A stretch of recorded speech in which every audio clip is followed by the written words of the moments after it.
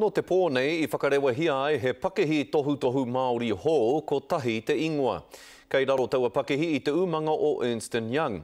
He tuatahitanga hea ki ngā kōrero. Nei te pūrongo a Pere Wihongi. Tūruki, poneke, poneke. He tuatahitanga, ko tahi ana he te whainga. Ko a mātou whainga nui, me ki rā hāpaitia te ao Māori, kia puta apito mata. Kua hangaia te kamupene nei a tahi I raro I te mahau o Ernst & Young. Ko tōna tikanga he ata whai I te hunga Māori, he puta atu ana I roto I te ao pakihi. Passionate individuals that are focused on improving those Māori outcomes. Te painga ke ko puta te whakaaro o tahi, he whakakotahi nei I ngā mātanga o roto I ngā mea Pākehi.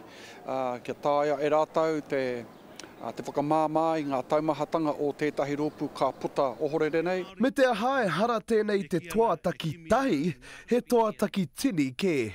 Nā mātou, nā kaimahi I whakaaratia I tēnei momo waka. Tērā pēr e Waimari ana, e te mea he rōpū nui nei, he kamupene nui nei a Ernst & Young, ana ko whai wāhi te ao Māori, I roto I te kamupene kātahi, mo Aotearoa, kārua, katoroa tana ringa ki tā wāhi rānu.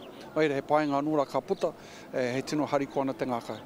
Hei aha, hei hāpai, hei awhi, ki te iwi, ki te karauna, ki te aha rānei, ki ngā wero, ko wero hia a ki ngai Māori nei. Me te aha ko te manuka kua hiki nāke e te rōpū nei. Pere Wihongi, te karere.